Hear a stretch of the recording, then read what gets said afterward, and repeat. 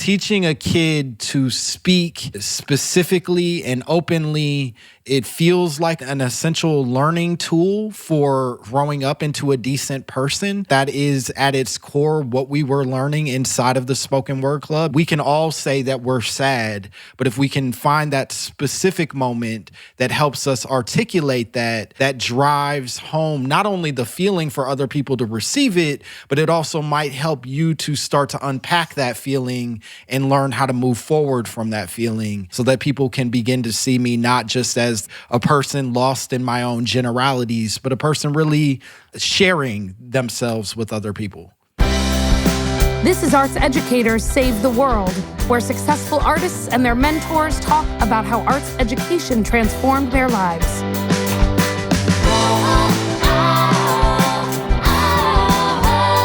Hey, howdy everyone, howdy Alec. I want to start today by telling you a little story about how this podcast episode recording came to be. Today, we are spending time with a recently retired high school teacher from Oak Park River Forest High School, a large comprehensive high school in suburban Chicago. Pete Kahn, retired teacher, and two of his former students of two generations. Now, this school is a relatively well-known school in the popular discourse. In 2018, it was the subject of a 10-episode documentary called America to Me. If you go on our website, you can connect to America to Me to get some more information about the high school. I am friendly with a former teacher from Oak Park River Forest High School who I had when she was studying to become a teacher at UW-Madison.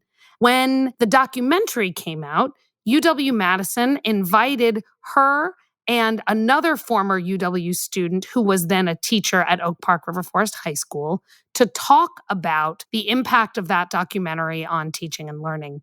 And in those conversations, I came to find out that one of the outstanding features of the school was a nationally recognized slam poetry team.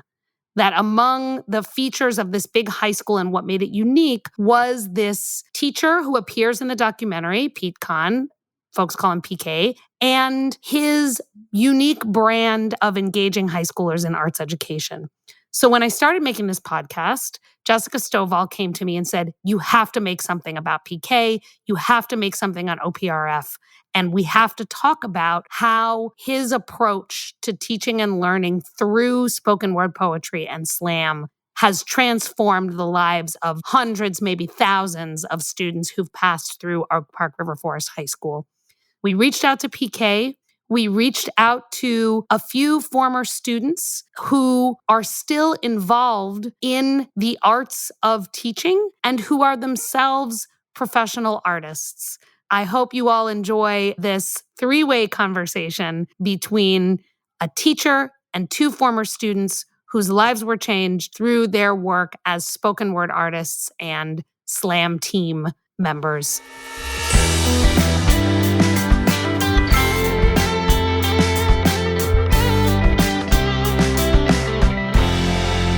Welcome, everyone, back to Arts Educators Save the World. Today, I have the great privilege of interviewing two Chicago-based artists who have a shared mentor that we're all going to be talking to. First, Rich Robbins, rapper and teaching artist. He has a brand new LP out called Soft and Tender that I was just checking out on Spotify this morning. So I'm a little older than you, and I grew up in New York City in the 90s, and Diggable Planet's one of my favorite bands of all time, and your music this morning was just giving me Diggable Planet's vibes. Oh, nice. Also, actor, writer, comedian Langston Kerman, who has appeared on Insecure. He has his own stand-up special, Light Skin Feelings, that was featured on Comedy Central Stand-Up Presents, and was named one of Vulture's top 10 stand-up albums of 2018. My favorite fun fact in doing a little research on Langston is that he wrote for Chris Rock when he hosted the Academy Awards in 2016. That's right. That's my joke. I don't know if that pause will play I don't know. at all. I don't know if it's a fun fact anymore, but it is a fact. Yeah. I mean, the 2016 part is what makes it the fun fact, I think. Sure, yeah. So, Rich and Langston, welcome to Arts Educator Save the World. I'm so delighted to have you here. Rich, I'm going to pass the mic to you to give you a chance to introduce one of your mentors. Sure. So this is an honor right here. I haven't even seen Langston in a while, so it's cool to not only see him, but then introduce him too. So Langston is somebody who I consider to be a big brother. I have no older siblings. I'm the oldest sibling. So if I were to get the opportunity to pick some older siblings, Langston would be at the top of that. As mentioned, you can catch Langston on Comedy Central. Langston's been on Peacock, HBO, just to name a few small places you may have seen him before. And also has an amazing podcast that I'm a big fan of. My mama told me that maybe one day I'll end up on a podcast someday. But that's my big bro, Langston, right there. Yeah, that was so nice, man. It has been forever. We haven't got to kick it in a while, so that was sweet. Thank you. Is it my turn? All right, Do Langston, I do it? you're up. Your turn. Okay. Do it. Well, I have the great honor of introducing both Rich and I's mentors, or mentor rather, that has played I would say, a extremely significant part in both of our lives. He is a poet. He is an educator. He is a curator of anthologies and other pieces of literature. He's truly one of the people that I give credit to introducing me, number one, to the world of poetry, but I would say the grander world of arts as a whole. And I'm extremely grateful for everything that he's done in my life. And he's an awesome guy. My dear friend, Mr. Peter Kahn. Yeah. Thank you. I want to get us started by having you all tell me and each other about the first time you remember working together. It's okay if you don't have the same memory. We've found that sometimes it is more delightful when you all remember seeing each other for the first time from different perspectives. So that's where I'd like to start our story today.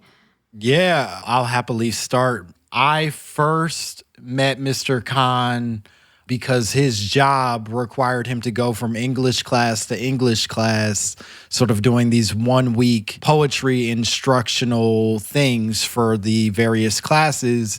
It was probably my junior year, I want to say, my junior year in English class. And he came, and I think I liked poetry before. I think I was writing poetry previous to that, but certainly never engaged in any serious way. And it was just such a cool week that it was like, oh, this dude kind of made English class fun again for a little while. And that was a really exciting moment that felt like, oh, if I get the chance to really like take poetry in a slightly more serious way, I might do that because this is cool. Yeah, the first time I met PK, so I don't remember the first time technically, right? But I do remember this kind of staple memory in my head. And I remember the hallway right in front of Mr. Alexander's class. Mr. Kahn has this reputation of kind of being like Batman. Like he will just kind of appear behind you. That's true. You just know about your life, and then he'll recruit you into the cult of spoken word at OPRF.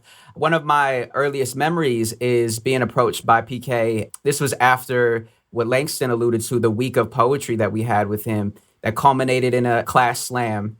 And after the slam, PK approached me and was like, hey, you know you're going to join spoken word, right? And I was like, okay, I was open to the idea. I was playing sports at the time. I was into football and lacrosse, and I didn't really know much about a poetry club or the consistency of writing poetry or anything like that. But I was open to the approach, and that small moment changed my entire life. Well, I remember, Christian, Rich, meeting you on the 4th floor. I can't remember who your teacher was when you were a sophomore. So Rich had moved from Philadelphia. So generally, I knew everybody as a freshman. First of all, I wasn't required, Langston. I chose. I created it. No one made me do it. I wanted to do it, to go into all the classes, right? So for the first year, it was freshmen through juniors. And then after a while, we only had time for freshmen and sophomores. I remember being in Rich's class, and I didn't recognize him because he had moved his sophomore year from Philadelphia. And I liked the way he carried himself. There was something about him. So that's what I remember about you, Rich. Yeah, you joined Spoken Word Club, made Slam Team. My co-coach his junior year was Langston, and Langston deemed him captain. And that kind of preordained, Rich being a really important leader in spoken word. And then with Langston, I had been in London for a couple of years. So I started the program in 2003 when Langston was a junior. So I hadn't met him freshman or sophomore year. And Langston, you were in Ms. Graham Warren's American Lit AP class. Yeah. He was a basketball player, and Rich was a lacrosse player. So I didn't know if I was going to get him in spoken word club because of that. But he eventually quits lacrosse to do poetry. Langston was a basketball player. Now, granted, not the best basketball player on the team. It wasn't like he was going to get a Division I scholarship. But let's all be cool here. Let's remain friends. In fact, he's wearing his basketball uniform right now for this. So he was this shy, quiet basketball player. During the course of the week, he was really engaging with it. So I don't remember exactly how we got you in spoken word club, but both of them, junior and senior year slam team, eventually became my assistant. Yeah, it's been a really cool journey from first meeting them to where we are today. I can tell you got me in spoken word club because I got cut from the basketball team junior year. There you go. And so I needed something to do to fill time, and spoken word became it. So yeah, you got me on accident. But you did have a talk with Al Allen, I think your senior year, because I think he wanted you on the team because you were a good influence. Right? Yeah. Not because you're a good player, but you're a good influence. That sounds like a really compelling argument for a coach to make to somebody who wants to play ball. Mr. Kahn is really cutting deep here in a way that I You're didn't the one who said you got anticipate, cut. I didn't remember that. I got cut junior year. What position do you play? I play positive influence. Yeah, I play Morale booster. I play the guy who really checks in about curfew. But no, my junior year, I got cut, which is how I found myself joining the spoken word club. But then senior year, I made the team and quit so that I could continue to sort of focus my energy on spoken word and the slam team. You never really hear about the stories of like what it took students to actually join the club. You know, like we always hear about like Mr. Kahn asking students to join, but then like what that conversation actually looks like at home. Like, I want to join this poetry club. At the time, like poetry was still, it was not as mainstream as it is today. For me, having that conversation with my folks about like, I want to quit sports and join this poetry club, that was foreign to them. They literally told me, you are not going to get a scholarship for spoken word, but you will if you stick with sports. Ironically enough, we know how I got a scholarship for poetry and hip hop. Yeah, that's really interesting. I never really hear the stories of like what it took to actually get into the club, you know. What's interesting about spoken word poetry and certainly the club that exists at Oak Park, it's an extremely large club and certainly more popular than I imagine the average club is at a different school. To your point, it does come with a nice energy where like, oh, I'm joining spoken word and there's not like a ton of shame around it. But certainly like when I did it and even the years like all the way up to when you did it, it wasn't popular enough that people were like, yeah, that makes perfect sense to give up this standard thing that everybody agrees is like the cool thing you should be doing in high school. Yeah. I want to back up and hear a little about the origins of the club. You said in 2003 you came back from London and you started the work. So I would love for you to just share with us, how did that come about? What kind of support did you get from the school? How did you envision this trajectory? How are Langston and Rich, it seems to me, are embodying the trajectory you imagined for emerging artists? So I would love for you to give us a little history lesson. Sure. It actually goes back to the mid-90s. So the first poet I ever brought to the high school in 1995 was Patricia Smith, who's a legend. But it was my least favorite subject to teach. I was a traditional English teacher at the time. And then in about 1997, I brought in a former student, Jonathan Vaughn, and I said, Jonathan, you got to help me here. I'm doing a terrible job teaching poetry. And he liked poetry. One of the few students I had who liked poetry at that point. And he came in and he talked about Poetry Slam, which had originated in Chicago. And some of my students said, can we try that? I said, of course. And there was a sophomore in my class named Brandon who didn't do a lick of work. Nice kid, but he felt like he was, never going to finish high school. Nobody in his family had finished high school. He was there basically to chat up girls, admittedly. He won the slam with this amazing, verbally agile rap. And everybody looked at each other like, wow, we didn't know Brandon had it in him. And he didn't know he had it in him. And I ended up requesting him for his junior year. And he went from nearly failing sophomore year. He should have failed sophomore year, but he did so well after that slam to getting a B his junior year. In that junior year, I had Sully, Dan Sullivan in my class, who's one of my co-editors for the Respect Mike anthology. Sully, on his 17th birthday, his dad set up a meeting with him and his counselor because Sully was old enough to drop out of high school. He wanted to drop out of high school. He figured, what was the point? And basically, we finagled the deal where if he started writing and performing poems and doing the rest of the work like everybody else, that we'd average out his grade. Anyway, you took him from the lowest grade in my 2 American Lit classes to the highest grade in my 2 American Lit classes because of poetry. So around that time, I went to the Guild Complex and saw a show of collaborative poetry with Avery R. Young and some other poets. Avery R. Young is now the Poet Laureate of Chicago.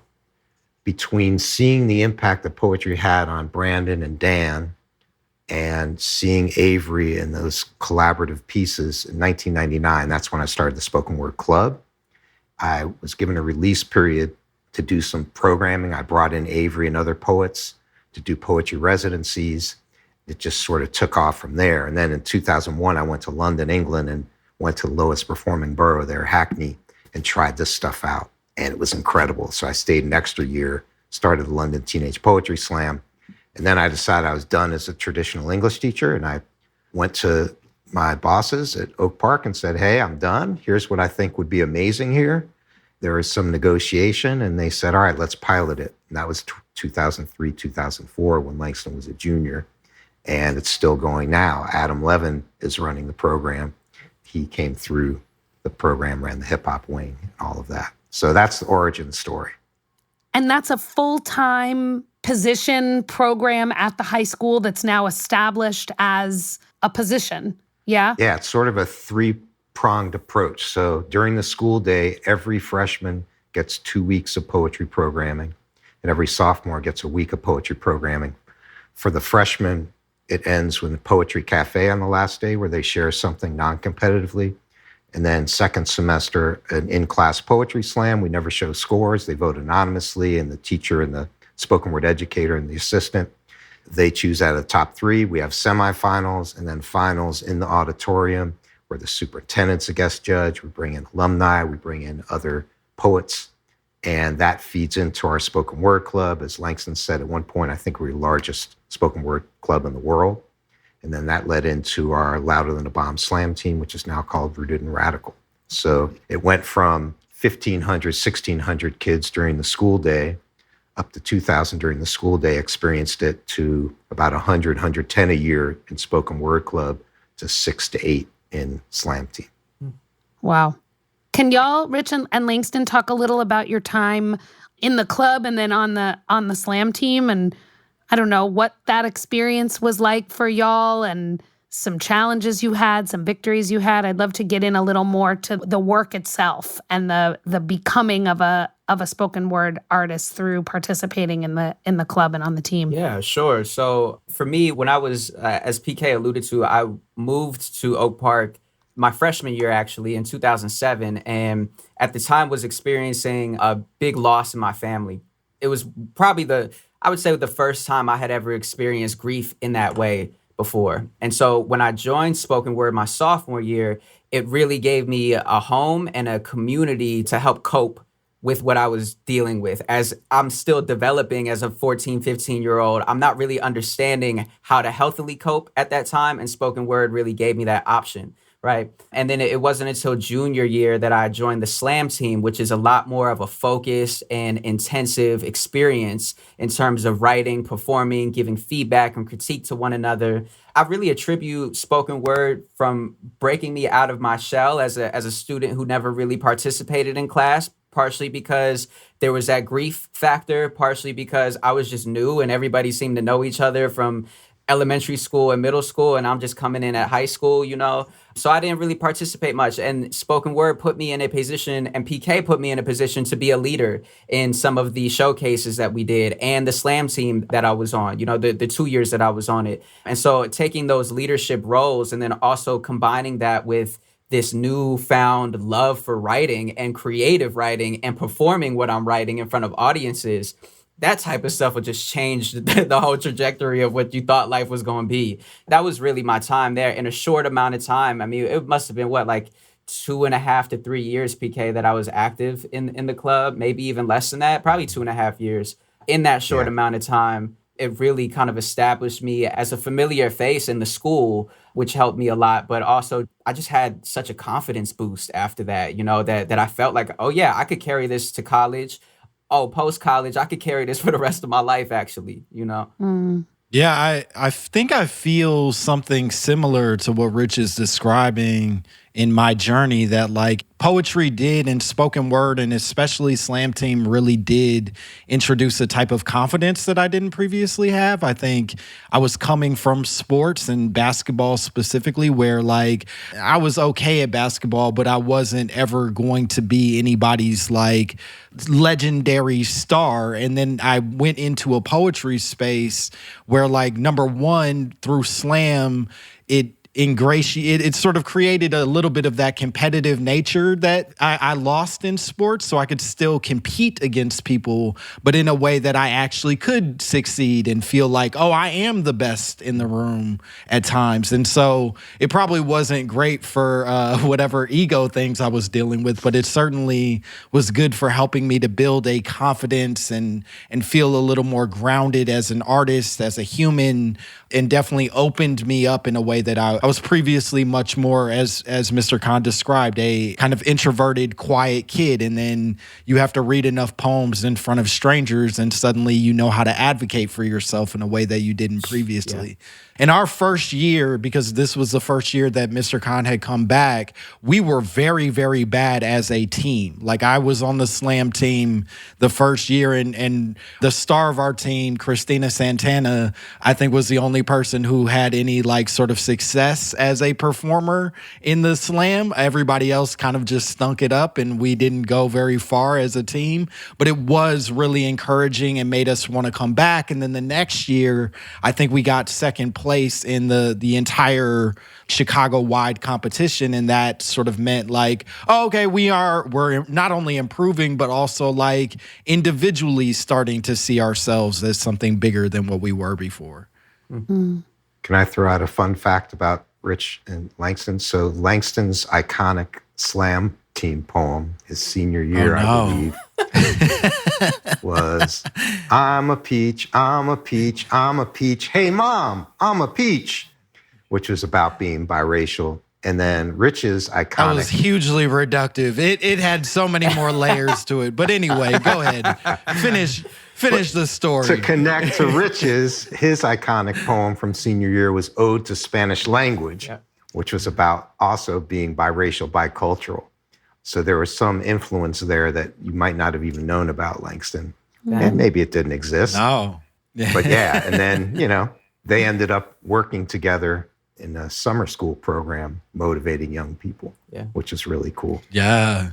I do think in a very serendipitous way, I left college without a lot to do. It was 2009. The economy had crashed. I had an English degree, which turns out isn't as valuable as it seems like it would be. I got one of those. Yeah, don't do it. Don't do it ever again. Don't go back for more. But what happened was that Mr. Kahn was extremely generous, and also he and I had stayed connected and was super like, hey, you should come work for me and you can be my assistant as I do this job. And I got very lucky that Rich was one of the people that was a student at the time and was a part of the spoken word program and obviously a part of the Slam team. And that ended up making the job a lot easier. I know that, if I would have ended up with kids who were anywhere near like we were as the students, I might not have been as happy in that position for the year that I did it. Can I ask a definitional question for those of us in the cheap seats here? Can you just talk us through poetry versus spoken word, and then just real quick on what a slam might be? Yeah, that's a very reasonable question. And I'm sorry that we're speaking with this shorthand that most people probably don't understand. So poetry in general is just the art of writing poetry. I don't think I have to explain that part of it to most people. But spoken word is the performative art of poetry, right? It is literally performing the poems. It often is attributed, I guess, to a certain tradition, but I think it can be any form of like reading a poem aloud with energy, with a little bit more of a pizzazz than you would get from a traditional poetry reading. And then slam is the competitive art of performance poetry. So in theory, it's meant to be a way of competing for the purpose of bringing people together, meaning like we are not necessarily competing with like the same bravado that you would find in like a football game, but more it was a trick essentially that was basically meant to get people as an audience involved by putting scores to poems. But it isn't necessarily meant to be like, I had a better poem than you, dummy, and you feel sad now kind of vibes. Thank you. This seems like a pretty good time for what I might call a Professor Halverson pop-in, where we talk about some nerdy ideas around the arts and education that are connected directly to the conversation that we're having. I talk a lot in my book about the twin aspects of process and product with respect to art making and how those twin aspects, having both of those in equal measure, is part of what makes arts practices so powerful as learning environments, because we both focus on the how of making as a really important aspect of what it means to know and do in the arts. But we also don't forego the performance, the final piece, the role of sharing the thing that you've made as a mechanism of assessing what you've learned. The definitional conversation that you just had with PK and the conversation that's about to follow about why competition in art making is both valuable but also not the whole picture really reminds me of this twin push and pull around thinking about process and thinking about product, and how good teaching and learning requires having both aspects of that in the work that you do with learners and with young people. Let me ask this. Do you feel like from a parent perspective, there is often too much emphasis on the product side, and that in fact that could almost lead one to want to not have such a extravagant product, that you want that public product at the end, but it might not necessarily be a big flashy show that all the parents show up to. It might be something more subtle, more practical, so as to almost teach, if I could, the parents that you missed a lot of it. You missed all the iceberg beneath the surface. And it's okay that there's only a tip of the iceberg at the top, because the education comes through the whole time. You're going to hear these guys talk about that in the segment coming up, this balance, and why, in fact, in having the performance, in having the product, it teaches you some about what really does matter in that space, and that wanting to win, quote unquote, is a useful driver for motivating young people to continue to push themselves. And if you're an attentive leader and mentor, you can also communicate to them that the winning is representative of something that isn't the whole of what you've done. For me, the combination of the process and product is what's highlighted in arts practices. And ironically, I think we knock the arts and sports for being too heavily product oriented when a lot of school-based learning is zero product. So you do a whole bunch of process and then there's zero follow-up. And so the motivation to engage in the process as a mechanism of self-improvement toward some kind of creative final sharing is lost completely, because you think, I don't know, this is just a bunch of process and then I take a test. to demonstrate that I like know the process? There's no purpose to that. Sports is another aspect in which this is clearly the case, where the practice that you do 2 to 3 times a week is what is going to make you physically, mentally, emotionally a better player. But without the game at the end of the week, it's simply not enough drive to just do it, to just become a better player. You do need to play the game. And then the maturing process is realizing that if your team is in the right league, you're not going to win that many times. You shouldn't want to. If you're winning 90% of the time, you're in the wrong league.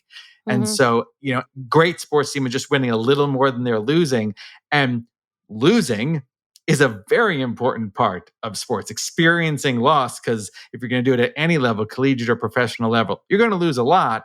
And obviously, it's not only important to learn that in athletics, but where that transitions into life, that you're not always going to get what you want, is an important message to learn.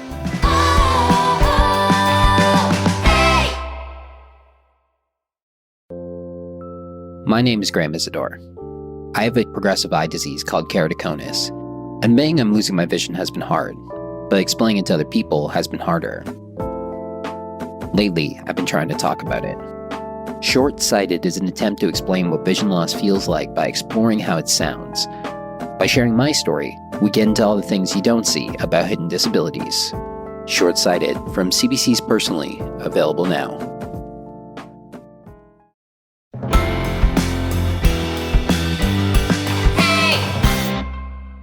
How do you all balance the competition versus the process and artistry? Because I think a lot, for example, about the emergence of competitive dance in the dance world. And my personal opinion is that has become quite problematic in the ways in which it encourages young dancers to think about the practice of dance, the artistry of dance. And so I guess I'm wondering what y'all think about kind of slam performance poetry and how PK as an educator, you help emerging artists develop that balance. Well, PK, I attribute a lot of Oak Park's success to PK's moral compass and how he kind of just kept us focused on the main goal, which was building community with one another as a team and also approaching writing with integrity. It wasn't about the competition. It really was not about the scores at all. And when we would show up to these competitions, I think we really had a reputation of like, we are just here to showcase our writing. And that's it. The scores is just like a formality that y'all do. But what we do here is something just a little bit more focused. There were so many times where as a competitor at the time, Louder Than a Bomb, I wanted to win so bad, and I would be like, PK, we could win this. Like, we could just lean into the competition a little bit more and just like take home the prize. But again, that wasn't the focus, right? Like, our young minds, I think, really were thirsty for the trophy of it all. But PK, being our leader, was always like, no, we do this by our structure, and which was a lot of focus on personal narrative and specific moments in our lives, instead of, I think a lot of what we were seeing was more like performative social commentary, I guess, for the sake of the scores. Like at some point, you kind of learn what judges are looking for, right? And then you kind of, teams would lean into that, which it created so much of a centralized, like egotistical competition that young Chicago authors who I work for now, we decided to revamp and reimagine the entire thing to be less competitive. Now, believe it or not, Rooted and Radical, that what used to be Louder Than a Bomb is more like how PK taught us and brought us up. The competition is totally decentralized now. In this ironic way, things just kind of went full circle and to be right back to like what we learned in Oak Park and what PK taught us in Oak Park. That ended up being the most important thing, that integrity and that approach to writing with that. We wouldn't have balanced it had it not been for PK. I'll say that. I 100% agree. I certainly found myself at times feeling like, man, if we did a couple spin moves in this poem and like a chorus, we could win this whole competition. And Mr. Kahn was like, number one, I'm not going to coach you to do that ever, but also it's not really the point of what we're doing here. It's not really the thing that's going to help you grow into the best poets you can be, an artist and people, frankly, for these competitions and also for your lives beyond them. So I am eternally grateful that we were told not to do the spin moves, but more importantly, that we were challenged to figure out better ways to write and better ways to like articulate ourselves without the airs being added to it to make it something else.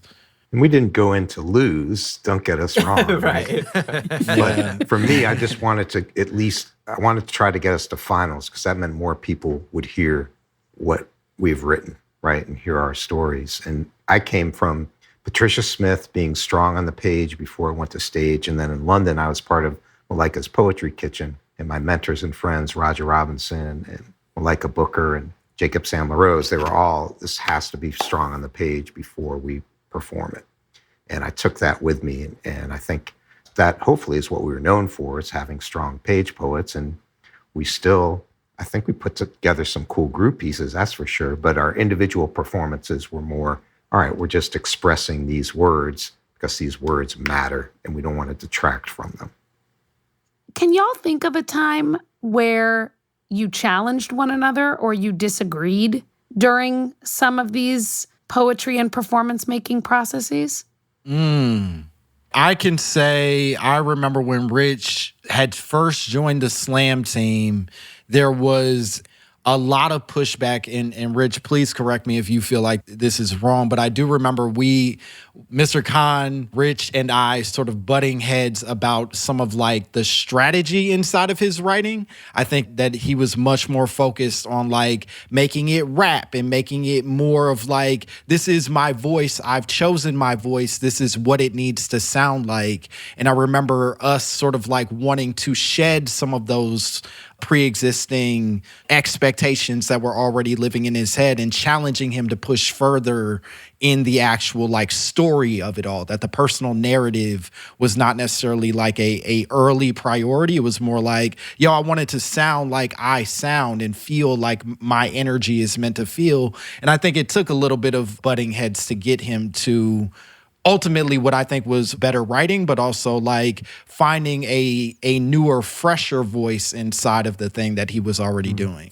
Yeah, and I'll just build on that too. I don't have a particular memory where there were disagreements, but I think what the structure was just so, how do I explain this? That having PK as our leader and then having Langston or myself or Adam Levin as an assistant or Noel Berry, Santana as assistants, having somebody who was a little bit closer in age, that kind of like that tier, those various tiers really helped with any type of conflict that may have come up. There certainly were times where I think students, what Langston just described, that story is not just unique to me. You know, there were a lot of students that are just trying to find their voice and they feel like this is my voice now as it is today and this is how I want to express it. And then the spoken word assistant and then PK's expertise kind of come in and kind of reel that back in and polish it up a little bit. And those conversations are able to healthily be had amongst all parties involved.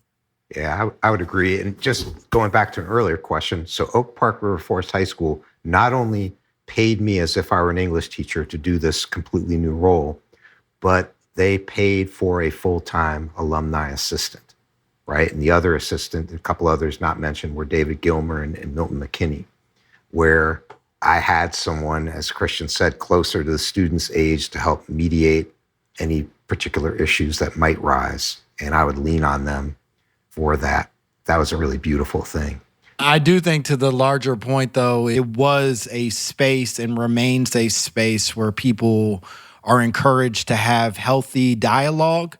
In that way, it is not only healthy dialogue about what we're writing and the things that are coming up in the writing, but it's also healthy dialogue about how to communicate around other people who are your sort of peers or your leaders and mentors, all the stuff that makes it so that you kind of learn a type of professionalism for moving forward in your life beyond poetry, if that's something you plan to do. Yeah, like spoken word is where you go to resolve conflict, you know, like as opposed to it being something that creates the conflict. in a lot of cases, we use writing to help diffuse situations between students. I remember in a summer school program that I was teaching, 2 students had gotten into a fight, and I was asked to take one of the students, help provide some mentorship for one of the students. The first thing I did was a skill that PK taught me, which is get them writing.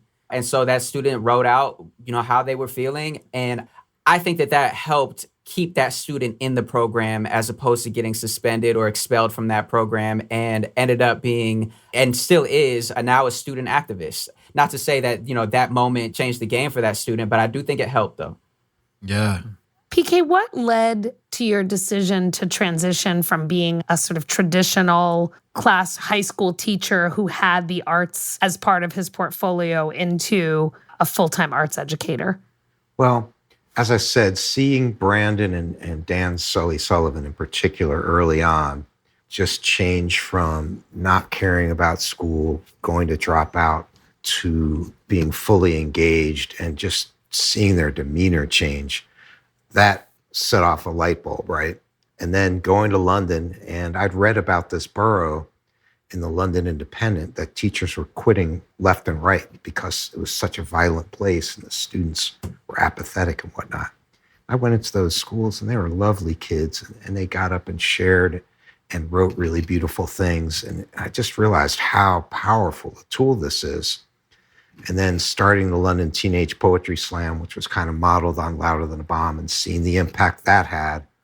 And I just decided, if I'm going to spend the rest of my career teaching, I want to do something that has that kind of impact, or has that kind of potential impact in a broader way. As a traditional English teacher, I had maybe 125 students a year, some of whom I still keep up with, right? I definitely made bonds with my students, but this allowed me, again, 1,500 to 2,000 a year. So it had a broader influence. And then I just see this life changing. Every year, there would be someone who you knew this changed the arc of their life. And I'd have parents tell me, this saved my child's life. Mm-hmm. And students as adults tell me, I don't think I'd be alive if not for spoken word. So that just kind of snowballed, and the school bought into it, and they saw it. It was self-evident. We didn't need to gather, quote unquote, hard evidence. It was self-evident how impactful this was. If you went to a spoken word showcase or you went to a class-wide slam, you saw it with your own eyes. And if you're a math teacher, like Al Allen was a basketball coach and a math teacher, he wanted Iman Shumpert in Spoken Word Club to develop as a human being in the off season. So math and science teachers would send people our way. And yeah, it's a beautiful, miraculous thing. I will add that is largely due to Mr. Kahn's dedication, not only to the acts that he sort of was encouraging in spoken word, but also the follow through in checking in on people and holding people accountable and making sure that the person that he sees you becoming, you're actually attempting to become and stay true to, even throughout the day and throughout your high school career and beyond. Like, I think that there are other teachers who might have found themselves with a similar position and would not have had the same dedication to making sure that everybody's doing exactly what he thinks they should be doing. Whether he's right or wrong, he's going to make sure that you're doing exactly what he thinks you should be doing. And I think that is more of what changed people's lives even than the poetry itself.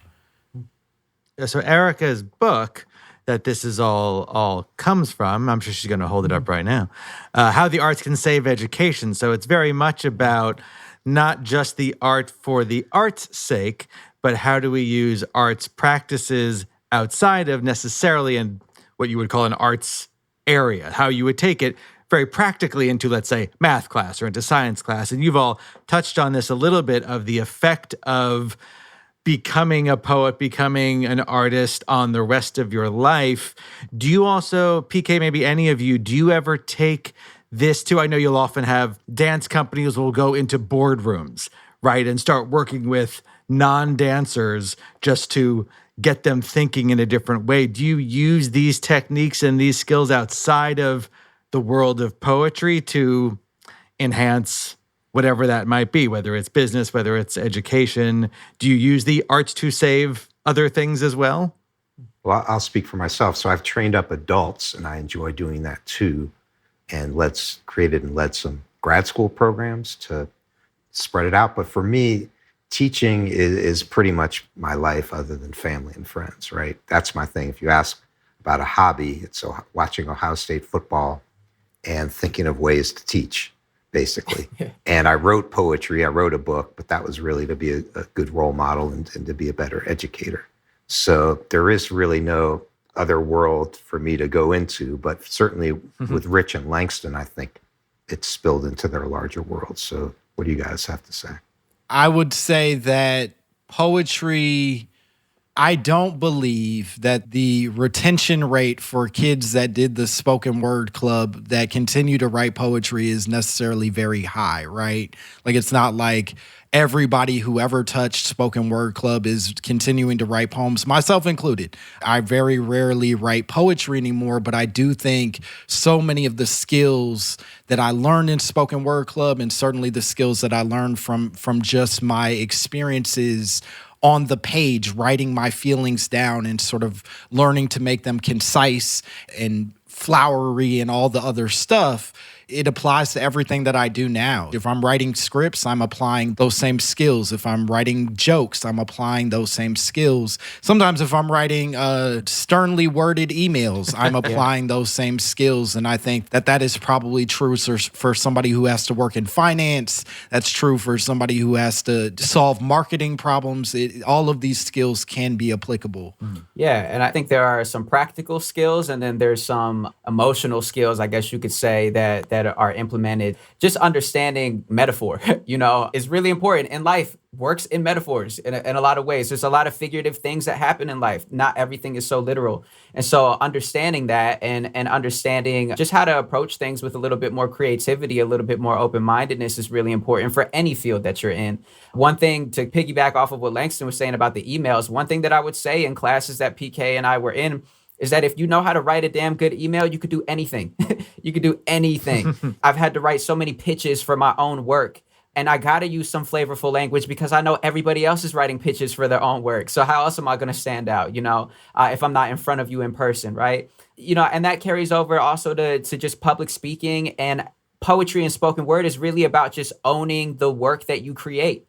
And again, I think that that's just an important skill, no matter what you are doing. If you are some type of creator, it is important to own it with confidence and be okay with what your abilities are to create things, and understanding that there's value to what you are able to contribute. Those are, I think, the more kind of holistic lessons that I've learned from spoken word and from PK.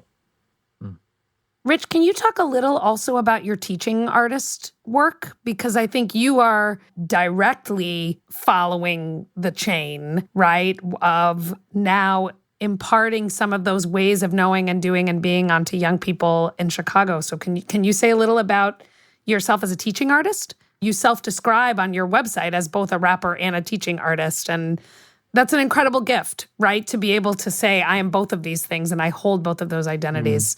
Yeah, so right now I'm the program manager at Young Chicago Authors, which is a nonprofit in Chicago. We do a lot of work in facilitating creative workshops for students, often literary or creative writing-based workshops for students, performative-based workshops for students. We also host, this has been alluded to as well, which we didn't explain, but Louder Than a Bomb was the long-running slam poetry competition, one of the largest poetry competitions in the country, probably in the world. I think they were averaging, well over 100 schools, which was about 8 students per team competing in Louder Than a Bomb. It has recently, as of 2020 or 2021, been transitioned to be called Rooted and Radical, which I've had a big hand in decentralizing the competition of Louder Than a Bomb and reimagining it to put the power in students' hands to vote for one another, which is something that PK would do with the in-class slams. I host a songwriting workshop through Young Chicago Authors called Every Word Counts.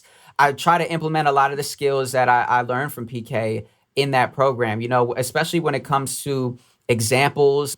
PK was always so good at implementing examples from poets, often from underrepresented communities. And I thought that was so important. There's so many, especially in a school like Oak Park, you have so many students from so many different economic backgrounds, racial backgrounds, different parent backgrounds. And so I think it was really important for people to see these role models that they could be, and especially these role models who indulge in writing. And so that's something that I try to carry over too, is just being really intentional with who are we looking at this week, and who is being represented this week, and how can I continue to build off of that. On top of that, doing work with just writing itself. Songwriting and poetry are very similar. They're very different also, but there's a lot of similarities in terms of the figurative language and the creative approach to it all. So that's a little bit of the work that I do. I'm also a hip hop artist and recording artist, performing artist. I perform a lot in the city, a little bit out of the city as well. I actively put out music and music videos. And so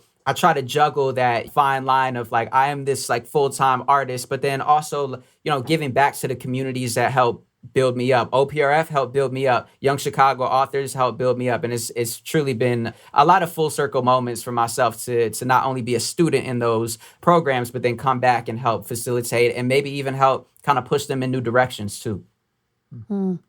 Okay, last thing for y'all. What did I miss? Now is your chance. If any of you has a question for any other one of you about this work, about your time together, this is your shot. Oh man, that's a big shot.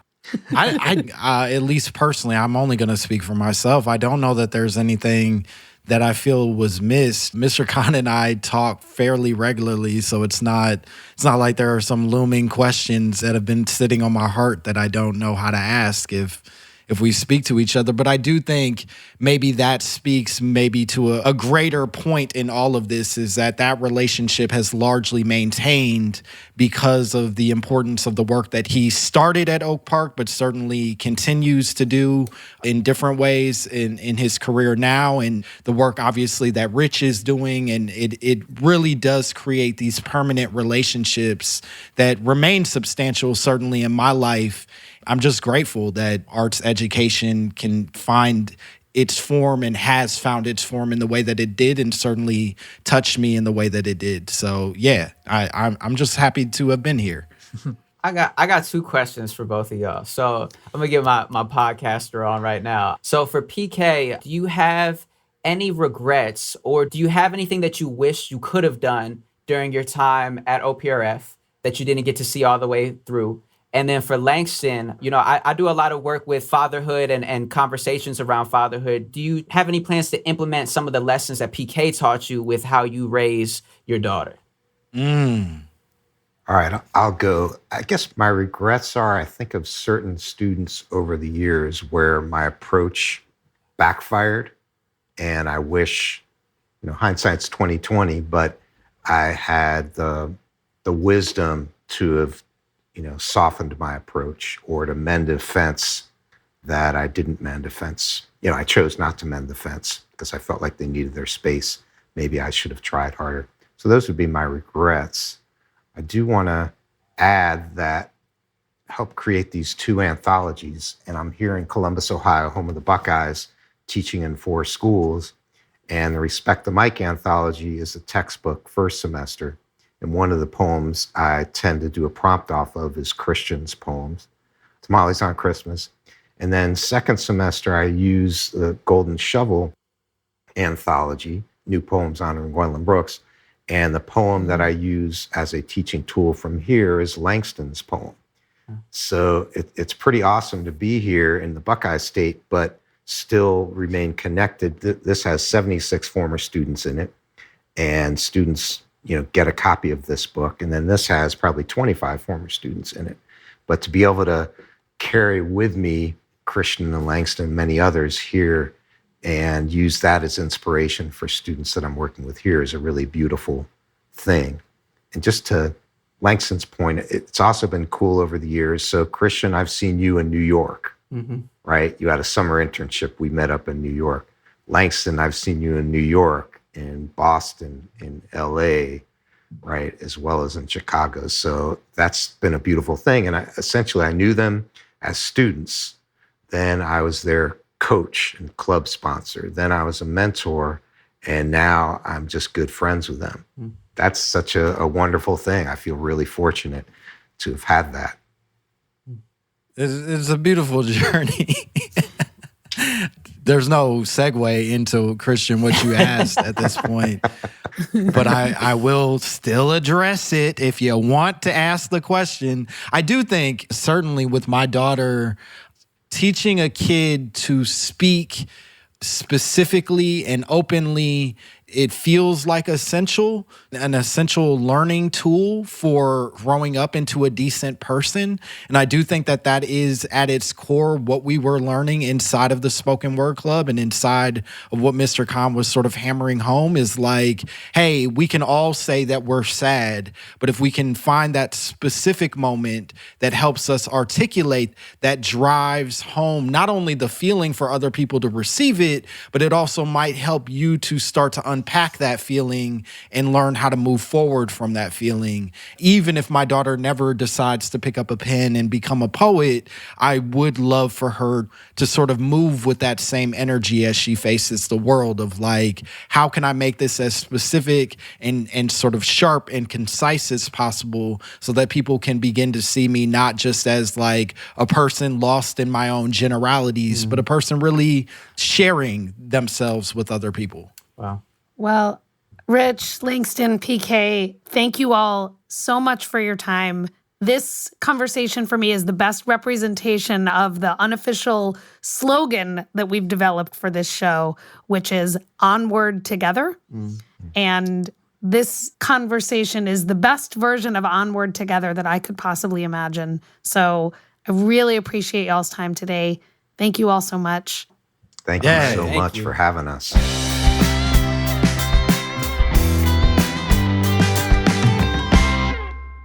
Ugh, that was so fun to hear from 3 generations of spoken word artists, teaching artists, and how each has influenced one another and then their continued impact on a new generation of young people who are becoming themselves through the art of spoken word poetry. I'm not earnest enough. I think that's what I'm lacking in my life. They're very earnest, and I love it. I love it. There's no irony here. They care deeply about what they're doing. What they're doing is different than what many people do. Many artists even do spoken word poetry. That's its own little niche. And I deeply appreciate that we get to listen to these folks just be serious about their art, because I just make fun of everything. So to end our time today, I have a question for you, Alec. As long as you're not going to ask me to do any spoken word poetry, you may continue. I'm not going to ask you to do any spoken word poetry. This is a related but not totally identical question. Okay. 3 potential titles for your future memoir. Oh, dear. Listening but not learning. 1. Avoiding crowds unless they're looking at me. 2. My Phi Beta Kappa pin and other things I've lost. 3 things. Have you got 3 things for us? Because I've got a question that might lead to them, which is if these listeners just loving this show want to interact, want to help us, want to help themselves, and generally want to help the world, what could they do? I sure do, Alec. They can rate and review our show on Apple Podcasts, on Spotify, and wherever else they subscribe to listen to our show. 1 thing. They can write to us with their questions, their suggestions. We found some guests through people contacting us at contact@artseducatorspodcast.com. 2. And they can visit us online to check out our work and other additional resources related to our work at www.artseducatorspodcast.com. 3 excellent things. Onward together. Arts Educators Save the World is hosted by Erica Rosenfeld Halverson and produced and co-hosted by me, Alec Lev.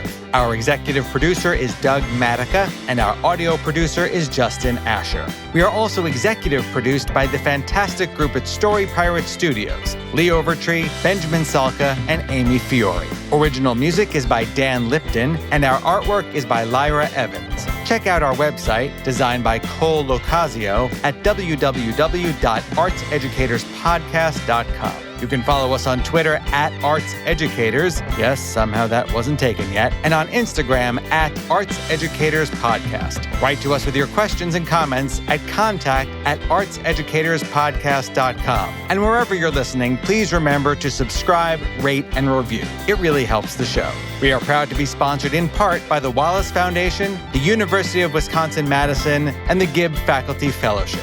Arts Educators Save the World was created by Erica Rosenfeld Halverson and Alec Lev.